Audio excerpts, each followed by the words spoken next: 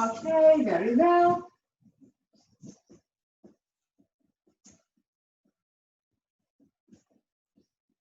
So welcome to today's lecture.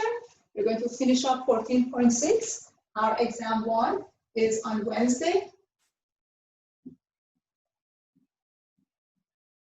You need to be online 4 to 6:15. You're going to answer the questions, then you're going to upload your work on Canvas. So you can use one paper, two-sided, with formulas, definitions, no example. So our plan today, I'm going to finish up 14.6. Then if you have time, I'm going to stay and answer your question about practice problems. First, the lecture, then answer questions. Very well. 14.6, page 1. So what are the objectives or what are the goals for today's lecture? Very well. So we're going to talk about gradient and directional derivatives. This is our goal for today. Directional derivatives and gradients. Very well. So where did they come from and have I seen them before or not? When you're talking about directional derivatives, actually you saw some special cases of directional derivatives. In last lecture, when we talked about partial derivatives, in the direction of x-axis, in the direction of y-axis, we actually use directional derivatives. So recall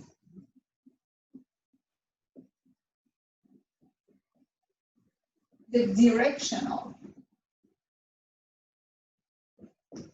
derivatives f sub x and f sub y are two special cases of more general form of a directional derivatives. Directional derivative in the direction of a vector like u, a, comma, b. So why do we need them? Very well. Let me give you one example. Suppose you're climbing up mountain.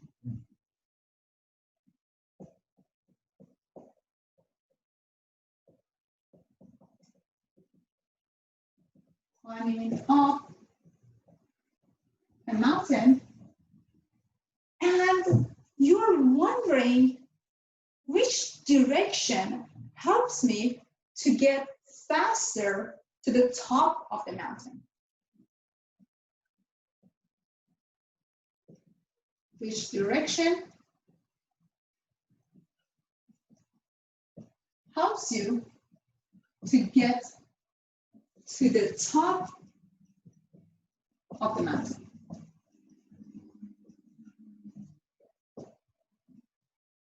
How do you find that direction? So that's an inspiration to actually define directional derivatives. Very well. You saw some special cases of directional derivatives before. Today we're going to talk about the general form of a directional derivative for a function in two variables in the direction of, for example, a given vector u equals to a, comma, b. So how do we define the directional derivative of a function?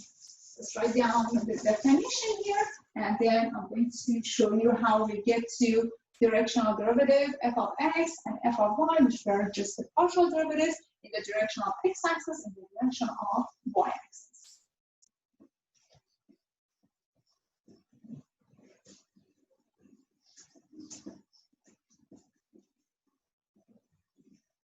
Well, remember that when we talked about directional derivative in the direction of x-axis, in the direction of y-axis, or just simply partial derivatives, we start talking about the limit definition.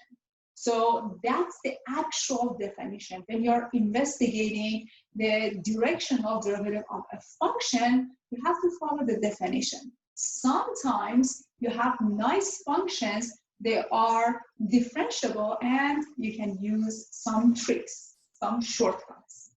So definition of directional derivative.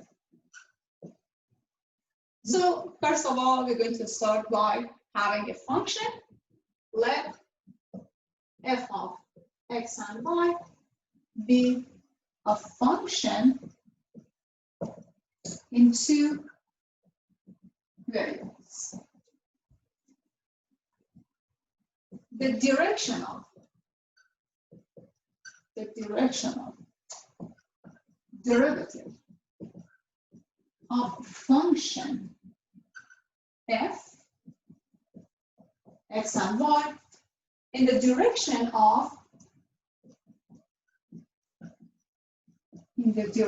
of vector, like u, vector u, with coordinates a comma b at point x sub 0, y sub 0 is defined as, so this is x sub 0, y sub 0. So we say that the directional derivative of function f at point x sub 0, y sub 0 in the direction of vector u. So let us write down the vector with different color. In the direction of vector u is defined as the limit.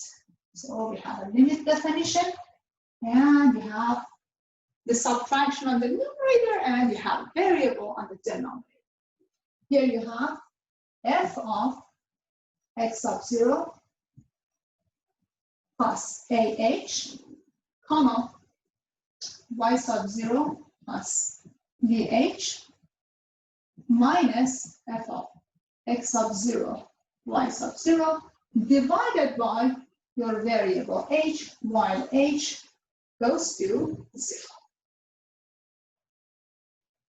And note that this is the definition if the limit exists. If the limit exists.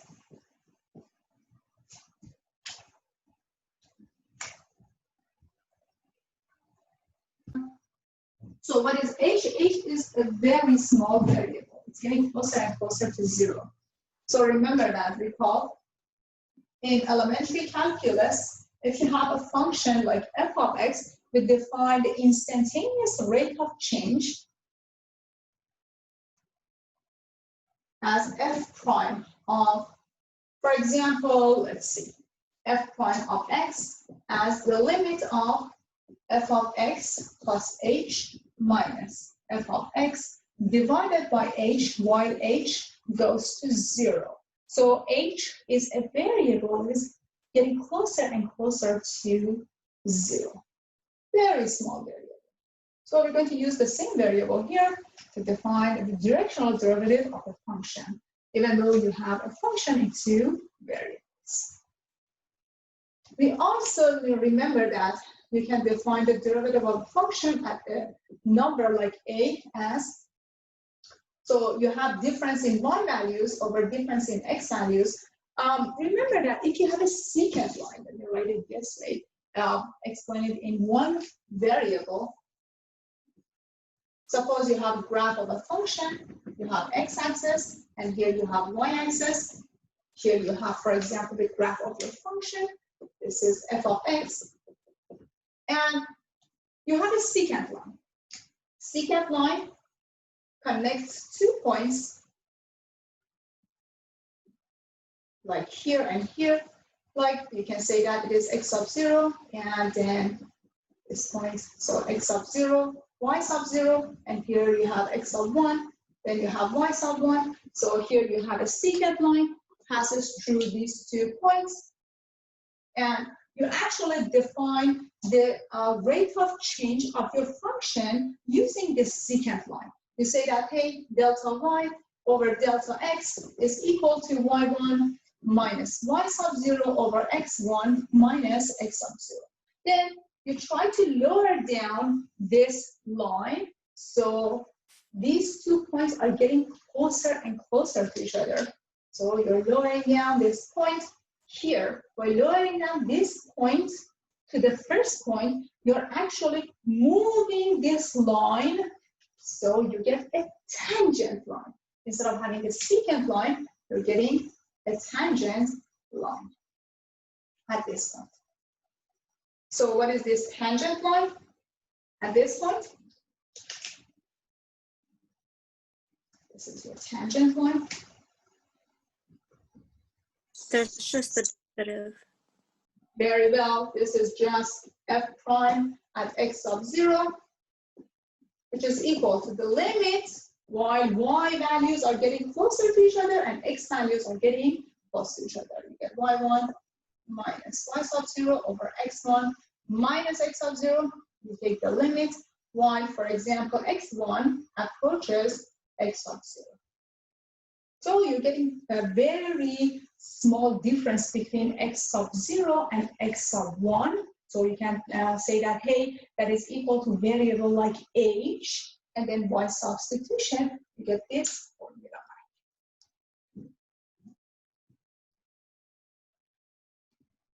Very well. So this is the definition, official definition of directional derivative. Now let's take a look at our directional derivative in the direction of x-axis, or partial derivative of f with respect to x. So let us check the directional derivative of f, function f, in the direction of x-axis. X-axis. So if you want to use a vector representing x-axis, we can use u, which is equal to the first coordinate is just 1, and the second component is just 0. 1 and 0. So let's substitute this here. We get limit of f of x sub 0 plus ah, 1h, comma, y sub 0 plus vh, v is equal to 0, so you get y sub 0, minus f of x sub 0, y sub 0, divided by h, while h goes to 0. This is actually nothing but the definition of partial derivative of f with respect to x. Very well. You can use u bar or vector u, 0 and 1, to get the partial derivative of f in the direction of y-axis. It's coming from the exact same general definition by substituting 0 for a and 1 for b. So we also have partial derivative of f with respect to y, which is defined as the limit of f of. Now your a is equal to 0, x sub 0, comma, y sub 0 plus h minus f of x sub 0, y sub 0 divided by h, while h goes to 0. So in this case, your u is 0 and 1.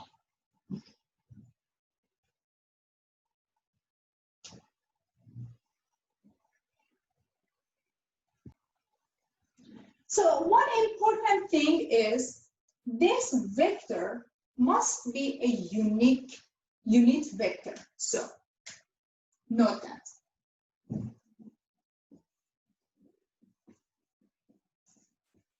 So an important note for you. Note for directional derivative, u, a, comma, b must be a unit vector. Must be a unit vector. What's the meaning of that? Unit vector? It means that the length of the vector must be equal to 1. So it means that the norm or length of vector u must be 1. So remember that to find the length of a vector, call for any vector, like v equals to a comma v, the length of v, the norm of v is equal to square root of a squared plus b squared. So it means that when you take the square root of a squared plus b squared, it must be equal to 1. Now I expect you to ask, what if my vector is not a unit vector? What if the length of the vector is not equal to 1? What should I do? You can just make it 1, right? Very good. Excellent. Excellent. So, I think you just calculate the magnitude and then you divide by it. yes, you need to divide each coordinates or each components by the length of your vector. Excellent. There you go.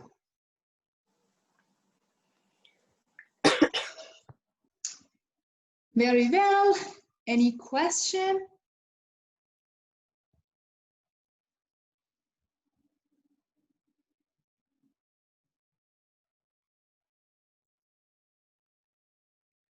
You can use chat, you can unmute yourself.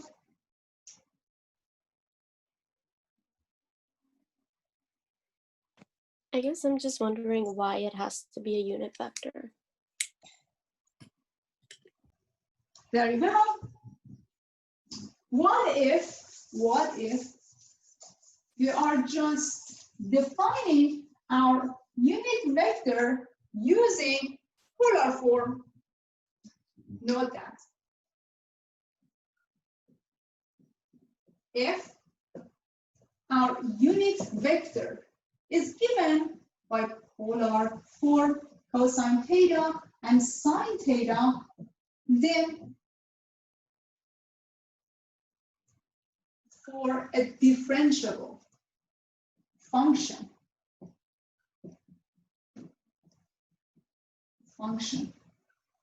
like f, the directional derivative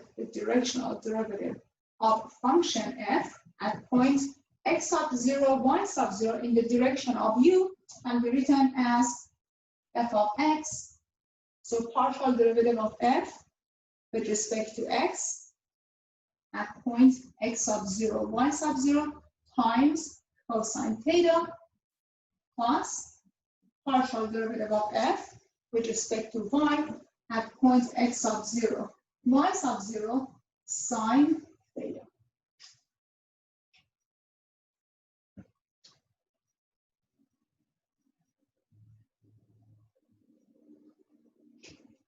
And also,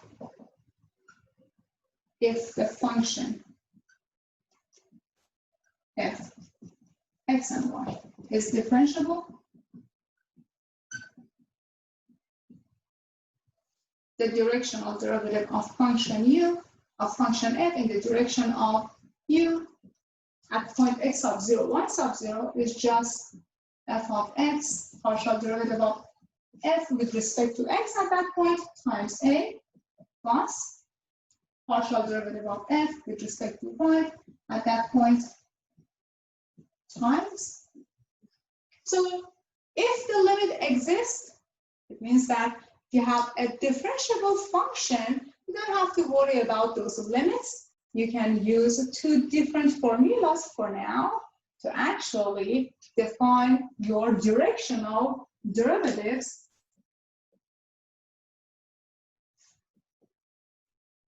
using partial derivatives that you learned before. So two shortcuts for you. Let us go over one example to feel more comfortable about this. We are on page 2.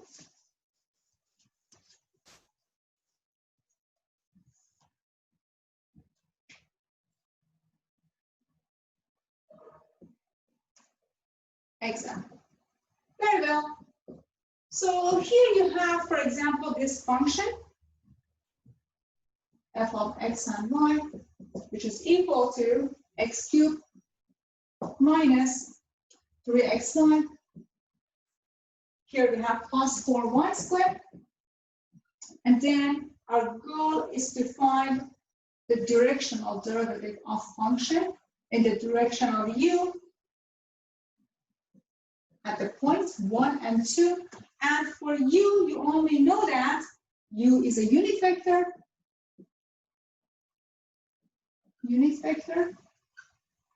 And given by angle pi over 6. So you already know that u is a unit vector. It means that r is equal to 1, or the magnitude of this vector is equal to 1. Your job is to find the rate of change of this function, how fast this function is changing at this point in this direction. So this is the question that we're going to answer.